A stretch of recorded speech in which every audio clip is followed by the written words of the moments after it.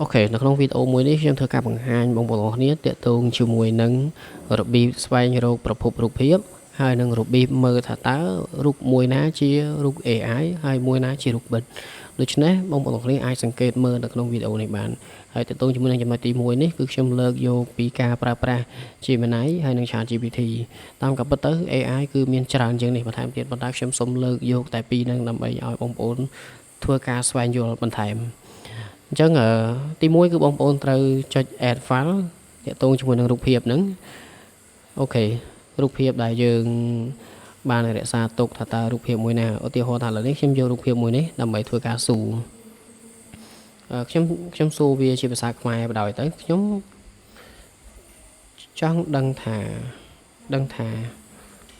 រូបភាពនេះ AI ឬពិតអញ្ចឹងខ្ញុំសួរអញ្ចឹងបដ ாய்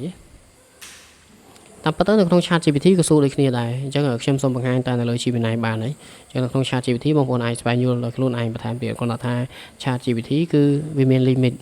រូបភាពនេះមានផ្ទុកនៅសញ្ញាសម្គាល់ digital ដែលបង្ហាញផ្នែកនៃរូបភាពខ្លះដែលអាចកែច្នៃឬក៏បង្កើតឡើងដោយបច្ចេកវិទ្យា AI របស់ Google អញ្ចឹងគឺគេផ្ដោតសំខាន់គឺ AI របស់ Google ទៀតគេដឹងថារូបហ្នឹងគឺបង្កើតចេញពី AI របស់ Google ទៀតអញ្ចឹងគឺវាច្បាស់ដល់ថ្នាក់ហ្នឹងទៀតណាអញ្ចឹងសន្មតថារូបហ្នឹងគឺបង្កើតឡើងដោយ AI ទេ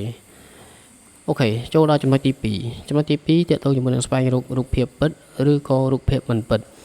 យើងអាចមើលលើ website Google ហើយយើងសង្កេតឃើញថាមានរូបកាមេរ៉ាគេដាក់ថា search by image អញ្ចឹងយើងចុចលើវាមួយមកកន្លែងនេះបងប្អូនអាចយក link មកដាក់ក៏បានយើង upload រូបភាពនឹងយកមកដាក់ក៏បានដែរឬក៏យើងអាចចាប់ទាញរូបភាពនឹងយកមកដាក់ក៏បានដែរឧទាហរណ៍ថាឥឡូវនេះខ្ញុំយករូបភាពសង្គ្រាមនឹងមួយយកមកធ្វើការបង្ហាញបានអញ្ចឹងយើង upload ទៅគឺគេបានបញ្ជាក់ហើយនេះព័ត៌មានមួយចំនួនគឺគេបញ្ជាក់ថាសង្គ្រាមរុស្ស៊ីហើយនិងអ៊ុយក្រែនអូខេមូលហេតុដែលខ្ញុំលើកយកវីដេអូមួយនេះយកមកធ្វើការបង្ហាញបងប្អូនគ្នាដោយដែលបងប្អូនគ្នាកំពុងតែដឹងខ្លួនឯងស្រាប់ហើយថាប្រទេសជាតិរបស់យើងកំពុងតែជួបបញ្ហាវិបត្តិសង្គ្រាមចំនួនព្រំដែនគឺកំពុងតែក្តៅកគុកហើយដូច្នេះហើយគឺមានព័ត៌មានជាច្រើនដែលកំពុងតែបំពុលបងប្អូនគ្នាហើយរហូតដល់បងប្អូនមួយចំនួនក៏ពិបាកស្វែងរកនៅព័ត៌មានពិត